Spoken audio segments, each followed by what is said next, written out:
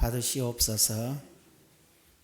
주님의 거룩한 날에 시간을 구별하여 하나님께 드리오니 우리의 시간을 받으시옵고 우리의 마음을 받으시고 우리의 기도를 받으시며 우리의 찬송을 받으시며 우리에게 귀한 말씀을 허락해 주시옵소서.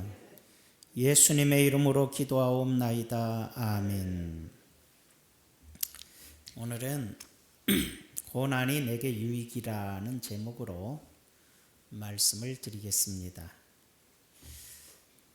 하나님이 주시는 고난은 우리가 연단이고 훈련이고 유익이 되고, 사람으로 인해서 오는 상처는 그렇게 고난이라고 보기는 어렵고 그 많은 상처와 아픔을 가질 수도 있는데, 그러나 어떤 고난이든 간에 잘 극복한 사람에게는 인생이 참 유익되는 결과가 옵니다.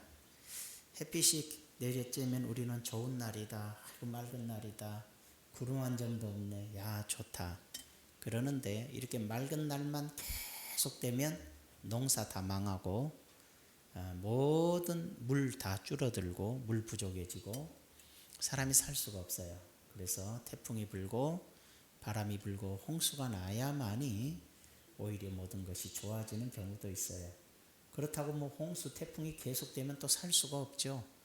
교차, 평안함과 힘든 것이 교차하면서 살아가는 것이 세상이죠. 중동의 격언 속에 맑은 날만 계속되면 모든 땅은 사막이 된다, 그런 말이 있어요.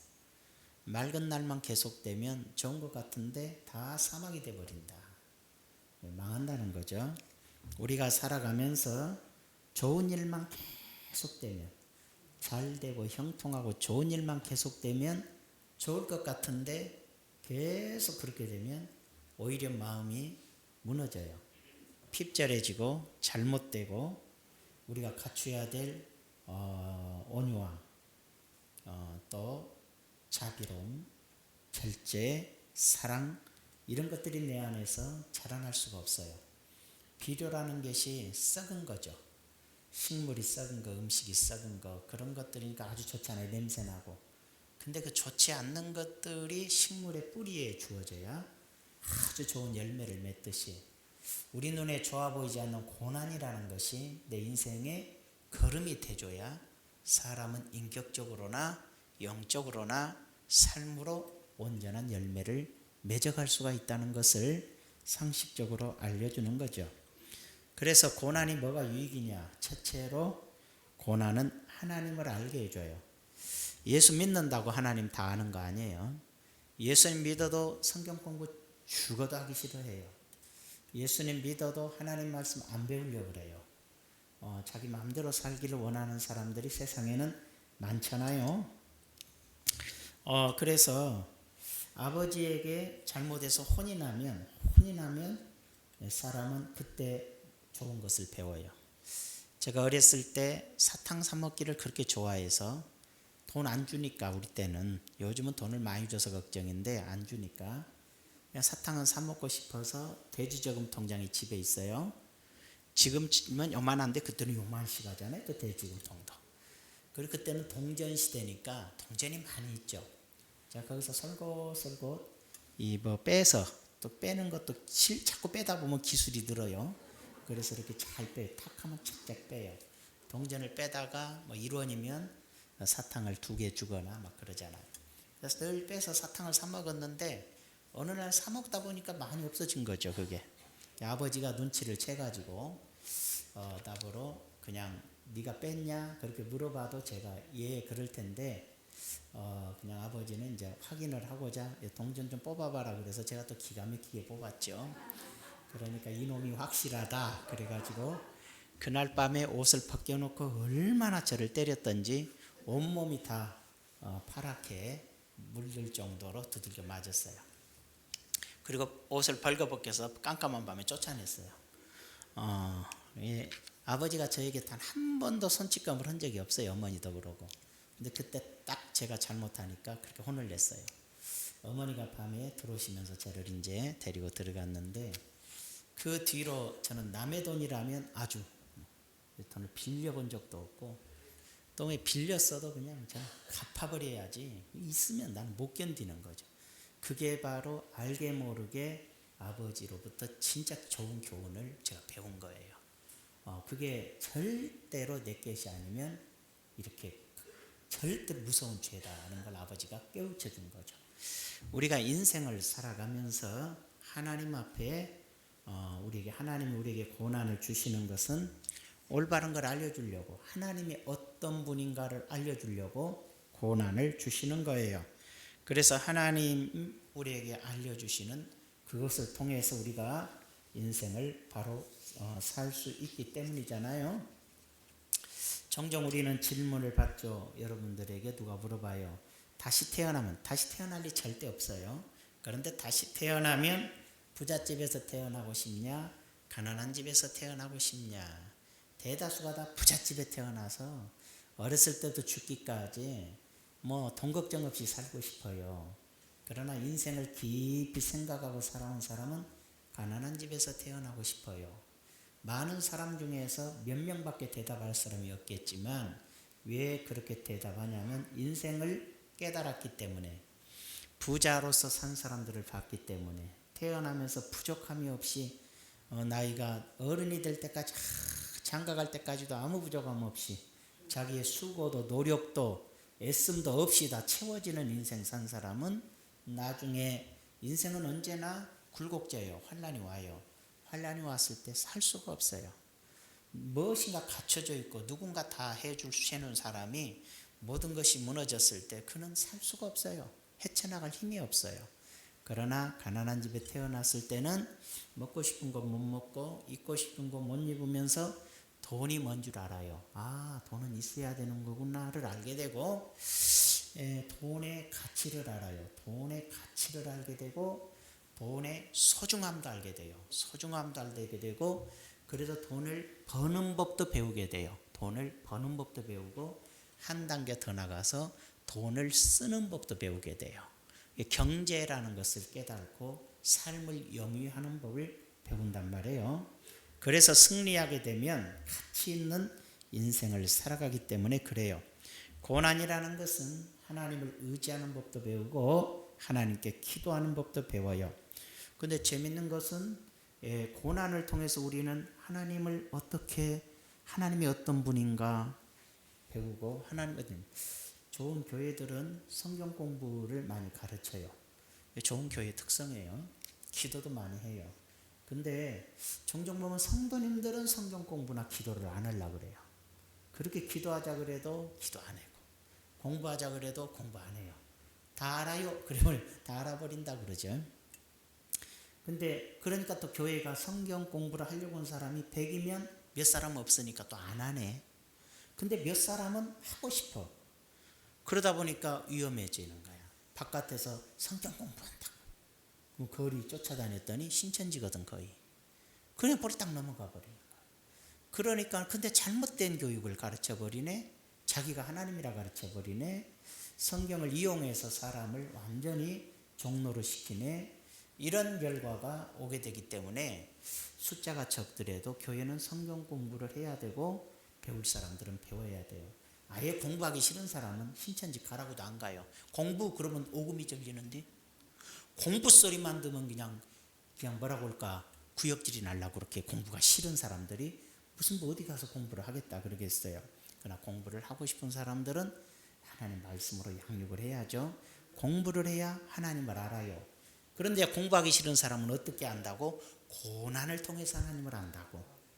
배우긴 배워야 되니까 하나님이 어떤 분인가를 깨닫기 위해서 고난을 통해서 하나님이 어떤 분인가 이거 하면 되고 이거 하면 안 되는 것을 우리가 깨닫게 되어지거든요.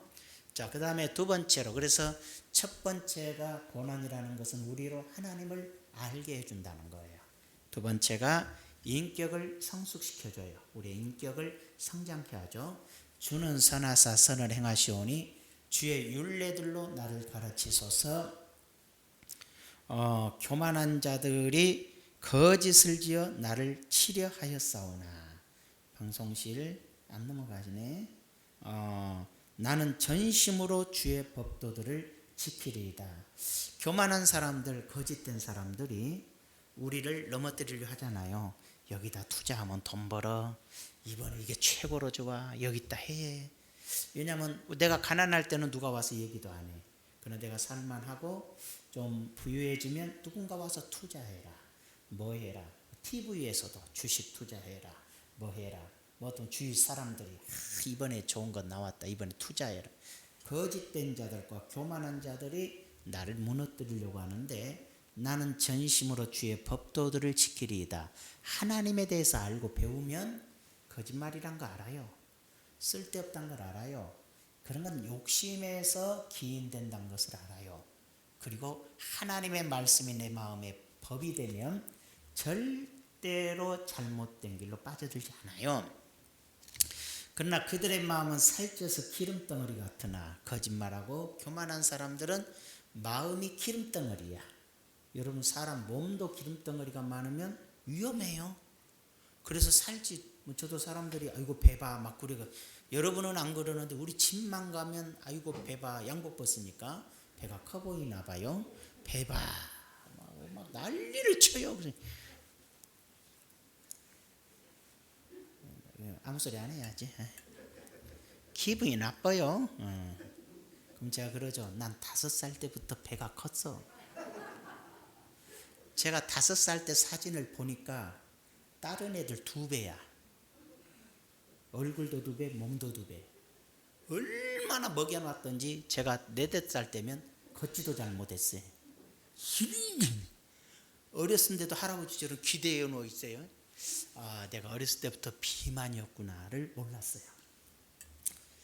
어렸을 때 비만은 어른이 돼도 거의 비만으로 간다는데 이 정도면 어마어마하게 양호하다는 거예요. 양호하다는 거예요. 조심은 하고 있습니다만 저보다도 더 어리면 위험하죠. 육체가 살쪄서 기름덩어리 같아도 큰일인데 마음이 살이 쪄서 마음 속이 살이 쪘다는 게 뭐예요? 하나님 말씀은 없고 그렇죠? 기름이 많이 끼면 혈관이 막혀서 죽잖아. 위험하잖아요. 살이 찌면 안 되죠. 마음이 살쪘다는 건 욕심, 시기, 질투, 탐심, 미움, 분노 이런 것들이 마음에 꽉 차니까 마음이 살이 쪄서 피가 안 통하는 것처럼 문제가 되는 거라. 그런데 나는 주의 법을 즐거워하나이다. 하나님 말씀을 배우고 하나님의 말씀으로 내 인격을 성장시켜 가니까 내가 거짓된 자나 교만한 자들에게 속지를 않아서 사기당하지 않고 잘못된 길도 가지도 않고 올바른 길을 간다. 왜? 주의 법을 즐거워하기 때문이라고 이렇게 설명을 해주고 있지요. 사람은 고난 속에서 겸손해지고 인격이 다져져요. 여러분 사업이 잘 됐어요. 돈을 많이 벌었어요. 직장에서 높은 사람 됐어요. 큰 소리치고 알아주는 사람 됐어요. 뭐 하게 되죠? 그 남자는 가족들을 등한시해죠. 그 사람 마음에서 가족이 멀어지고 아내와 자녀가 멀어지고 바깥이 좋아지기 시작해요. 미스김이 좋아지기 시작하고 그잖아요. 저쪽에 권력 있는 사람들이 좋아지고 그래서 부유해지고 잘 되면 바깥으로 돌아요. 바깥으로 돌아요. 그건 안 되죠. 그러면은 가족 중심이어야 되고 자녀들과 아내를 사랑해야 되고 그래야 정상이잖아요. 목사도 교회가 좀 성장하게 되면 밖으로 돕니다. 목사도 그래요. 목사도 이제 교인들이 많아지고 그러면 교만해져 가지고 그럼 뭔 뜻이나 성도가 안 보여요. 성도들의 아픔과 고통이 느껴지지 않아요. 바깥으로 돌아다녀요. 스타가 됐어요. 여기서 스타, 여기서 환영, 저기서 환영, 이름 유명해져요. 이름이 유명해질수록 어디 강단 한번 쓰면 사례비가 많아요. 그러니까 결국은 성도는 눈에 안 보이고 이제 자기를 알리고 싶은 마음, 돈 욕심 이런 것들이 밖으로 돌게 만들거든요. 위험하죠. 사실은 그래서는 안 되는 거죠. 그러나 교회가 어렵고 힘들면 교회에 있어요. 목사님이 기도해요. 겸손하게 돼요. 성도님 많이 생각하게 되죠. 그게 정상이더란 얘기예요. 이왕에 교회 얘기가 나왔으니까 한번 그냥 성경적으로 얘기를 하고 갑시다. 성경에 보면 7교회가 나와요. 그렇죠? 요한계시록은 세상 마지막 때 있는 7교회. 에베소 교회, 서머나 교회 쭉 있잖아요. 사대교회 다 있어요. 이렇게 있는데 그 7교회에 대해서 우리 주님이 두 교회는 칭찬하고, 제 목소리가 오늘은 좀 졸릴 거예요. 제가 기운이 좀 없어서. 기운이 없을 때가 또 깊이 들어보면 은혜가 더 있을 수 있어요. 목소리 크다고 은혜 있는 거 아니거든요. 목소리 크면 귀만 아파요. 자, 그러니까 잘 들어봅시다. 7교회가 있는데 세상 모든 교회를 의미해요. 그럼 설명해 볼까요? 에베소 교회가 나와요. 에베소 교회는 대형 교회, 정말 큰 교회였어요. 에베소 교회는. 에베소 교회는 큰 교회입니다. 그런데 뭐가 없다? 일도 많이 하고 사업도 많이 해줘. 그러니까 근데 사랑이 없더라.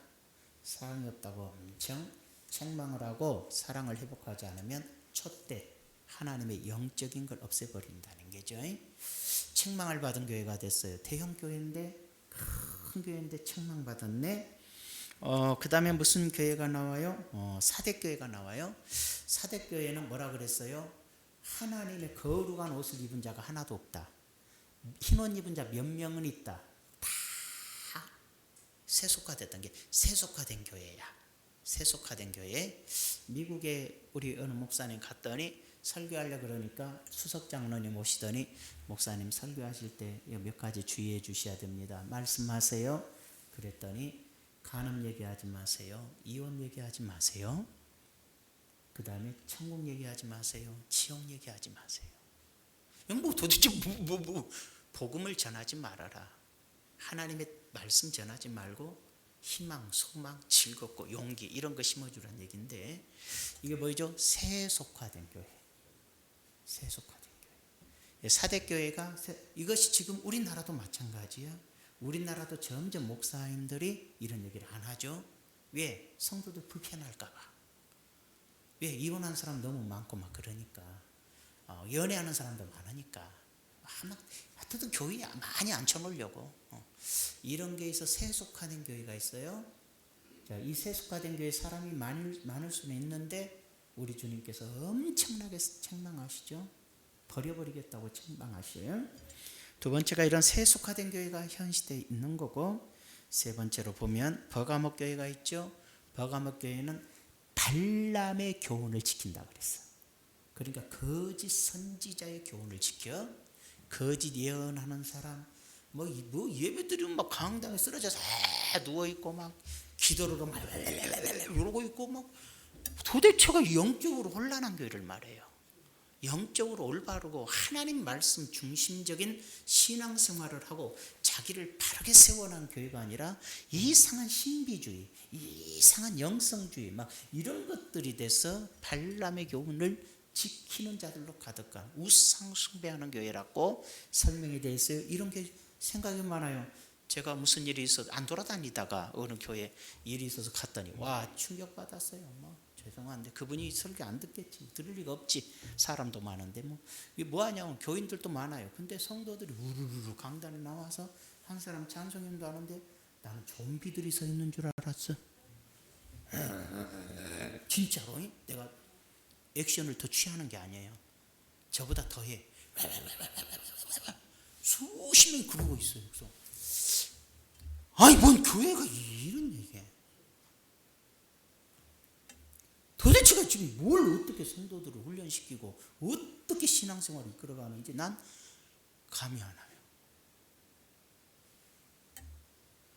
그리고 가지고 있는 돈 가지고 누가 오면 막 나눠주네. 또 막 아무나 돈도 마음대로 써버리는 거지. 왜 이러고 있는 사람들이 뭐하고 있어 교회에서.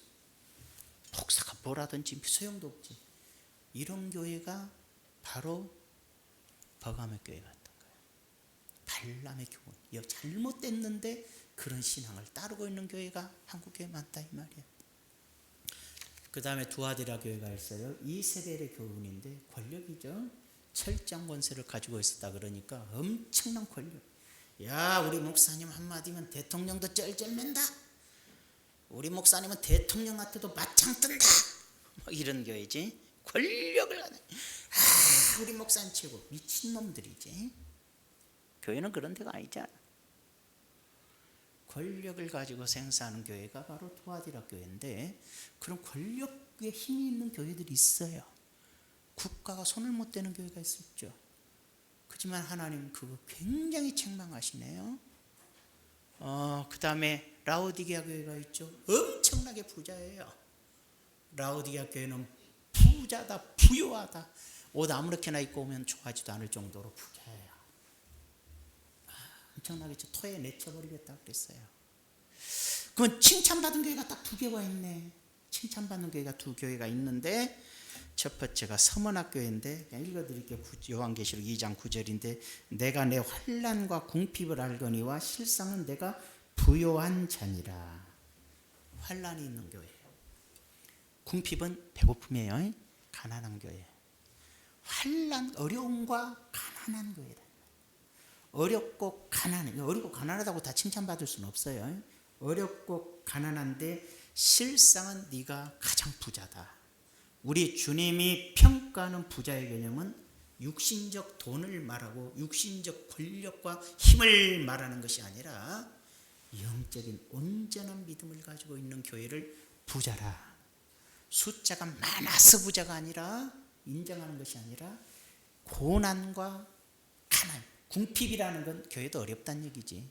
교회도 크지도 않다는 얘기지.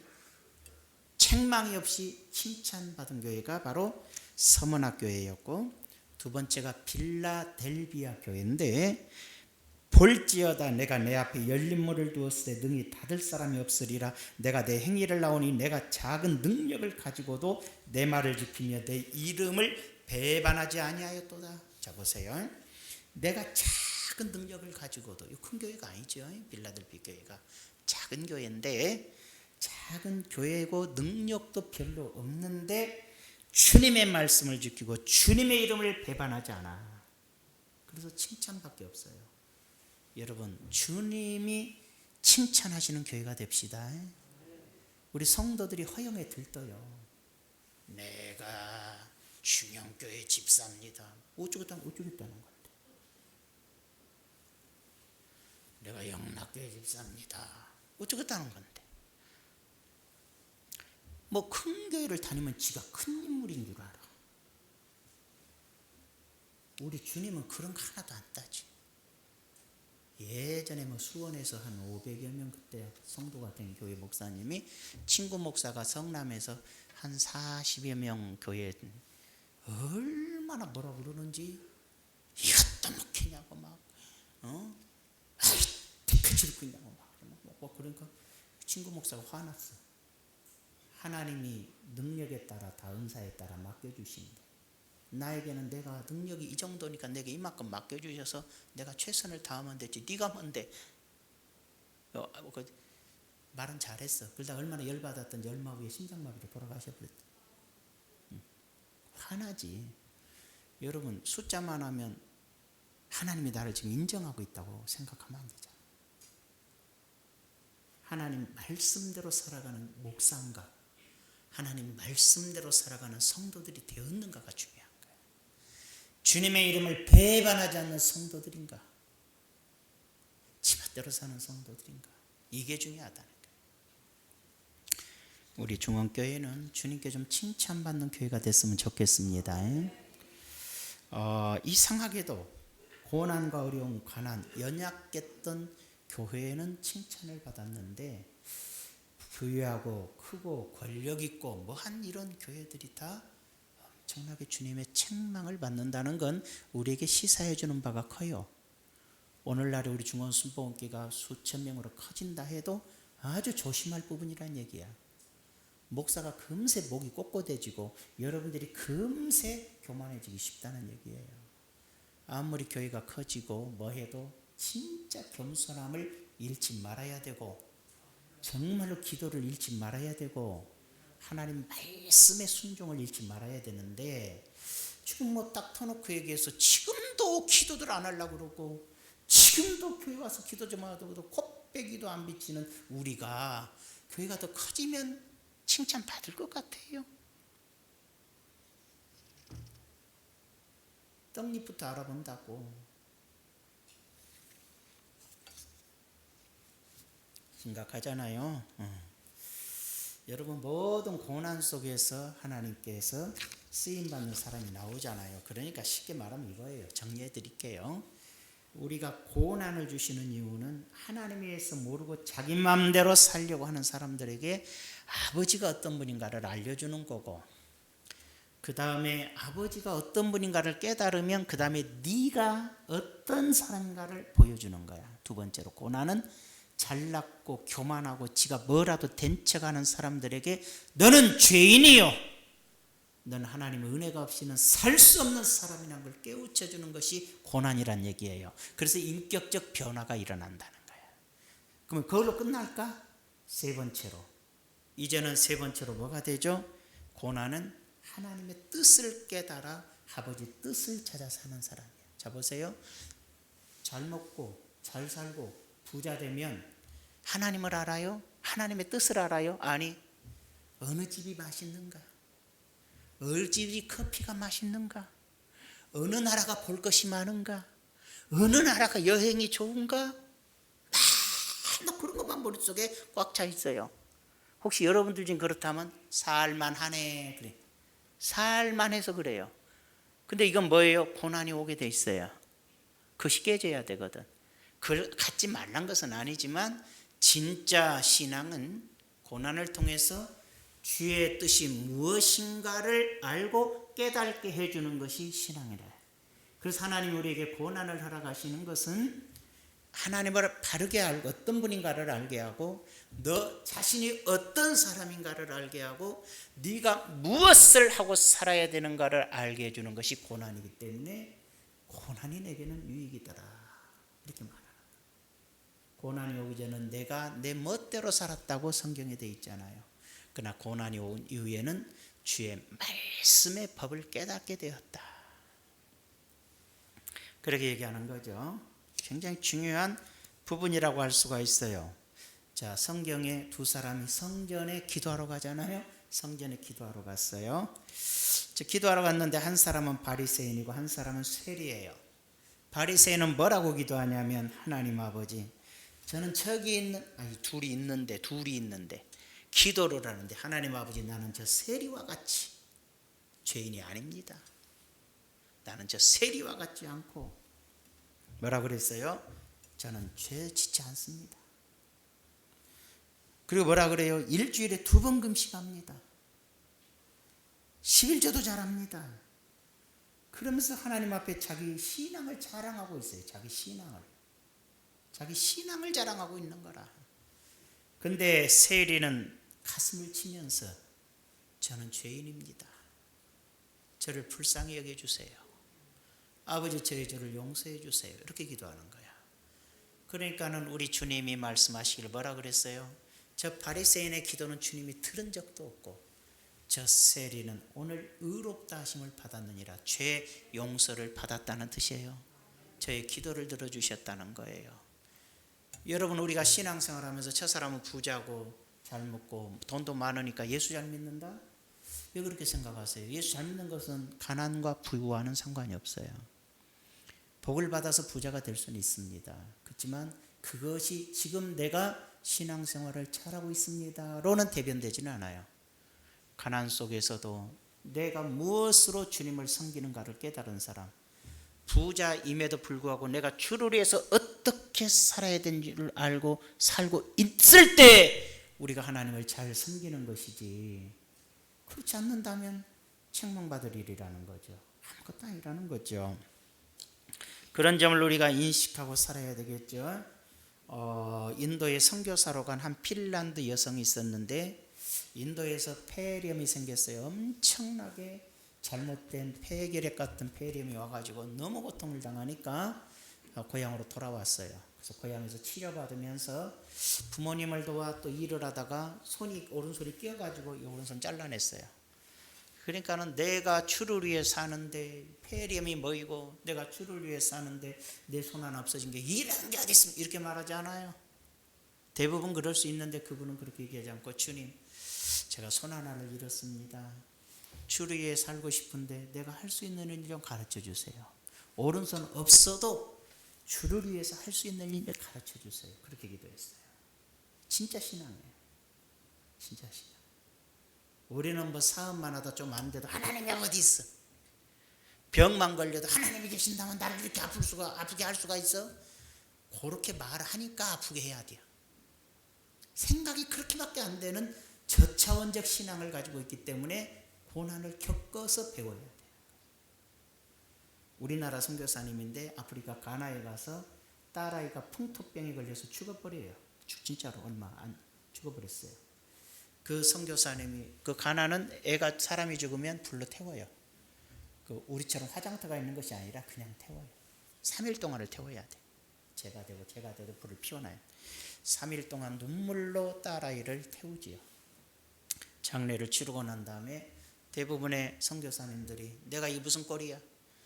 내가 하나님을 이렇게 섬기고 내 인생을 바쳐서 이렇게 말도 안 통하는 아프리카에 와서 선교하는데 하나님이 자식을 죽일 수 있어요? 이렇게 따질 수 있잖아요. 대다수 그래요. 막 가슴을 치고 막 하나님한테 큰 소리 칩니다.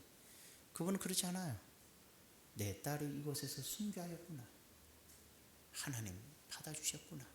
그리고 그곳에서 또 전도하고 교회 세우고 학교 세우고 병원 세우고 하나님의 큰 일을 이루었어요. 그게 신앙이에요. 내가 이 상황에서 내 딸이 죽었지만 내가 주의 일을 포기하는 것도 아니고 그래. 종종 보면 좀 들어보여요. 이왕 나온 얘기니까. 어느 목사님은 이렇게 말했죠. 내가 은퇴하면, 들었어요. 내가 은퇴하면 뭐 퇴직금 연금 받아서 좋은 집에 살면서 백화점 쇼핑하면서 나머지 여생을 살아야지. 그런 사람이 있어요. 그리고 실제 그렇게 또 살아요. 많은 분들이 그럴 수 있어요. 나는 그동안 못 다닌 여행이나 다녀야겠다. 그럴 수 있어요. 근데 어떤 사람들은 몇천 명 목회를 했는데도 그만두면 이제 다시 개척을 하더라고요. 겨우 성도 20명인데도 불구하고 역시 20명에게도 그 몇천 명 하던 분이 개의치 않고 복음을 전해요. 이게 진짜 하니까 나는 내가 힘 있는 동안에는 복음 전하겠다 이 말이에요. 그리고 제가 아는 두 분 선배님은 중국 선교소로 가서 선교를 하더라고. 은퇴하고 나서 중국에 왔다 갔다 하면서 중국의 그 교역자들에게 복음 전하고 말씀 전하면서 전하고 그렇게 지금 중국 못 들어가지만 그렇게 하죠. 두 분 다 이제 천국 가셨는데 여러분 바로 그런 거야. 똑같지만 내가 인생의 고난을 통해서 주를 위해서 내가 나머지 나의 삶을 내가 부유해도 좋고 가난해도 좋아. 어떻게 주를 위해 살겠습니까? 이제 성도들도 그래요. 부자 됐어요. 돈 많이 벌었어요. 사업 성공했어요. 아이고 여행 다녀야지. 평안해야지. 놀고 먹어야지. 신나야지. 못 가진 차 가져가야지. 이런 것일까요? 아니죠. 주님이 내게 주신 것은 이제 내가 이렇게 많은 걸 안 줄 때도 그러지만 이렇게 많은 걸 주셨으니 내가 주를 위해서 어떻게 살까예요. 그리고 살아야 돼요. 그게 기독교인이고 그게 신앙인이지. 많이 가졌다고 폼되는 게 기독교인인가?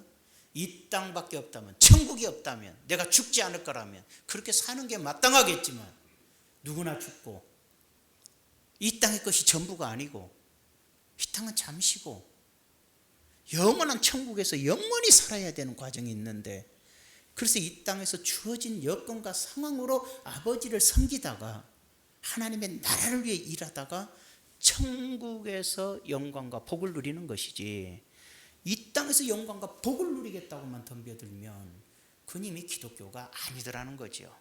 그래서 하나님께서는 사랑하는 자들에게 하나님을 알려고 하지 않는 자들에게 하나님을 알리시기 위해서 고난 주시고 자기 자신을 바라볼지 모르는 자들에게 자기 죄를 깨닫게 하기 위해서 고난을 주시고 그 다음에 하나님의 영광을 위해서 어떻게 살 것인가를 알려주기 위해서 고난을 주시더라. 그러니까 얼마나 고난이 내 인생의 유익이냐. 나를 하나님의 자녀답게 하나님의 거룩한 자답게 살도록 이끌어준 것이 고난이기 때문에 하나님께 감사하는 것이죠. 고난의 유익은 이와 같은 것이라는 점입니다. 고난이 평안하고 좋아요. 그러나 고난이 오면 그때 이 세 가지를 생각하세요. 왜 고난이 옵니까? 라고 제발 좀 하지 말고 이 고난을 통해서 아버지를 더 알고 고난을 통해서 내가 얼마나 죄인인가를 발견하시고 고난을 통해서 내가 주님을 위해서 무엇을 해야 될 것인가를 알고 살아가는 것 승리하시기를 축원합니다. 존귀하신 우리 아버지, 고난이 내게 유익이라고 말했습니다. 아버지 하나님, 고난 받기 전에는 그릇 행하였는데 고난을 받음으로써 내가 주의 율례를 깨달았다고 고백하고 있습니다. 많은 사람들이 세상에서 무엇이 즐거운지, 무엇이 행복한지, 무엇이 재밌는지만 생각할지 모르지만 그것은 아버지 뜻이 아니고 내게 주신 은혜와 축복으로 편히 사는 것이 아니라 주님을 위해서 내가 어떻게 살 것인가를 생각하고 행동할 줄 아는 성도님들이 되게 하여 주시옵소서. 예수님의 이름으로 기도하옵나이다. 아멘.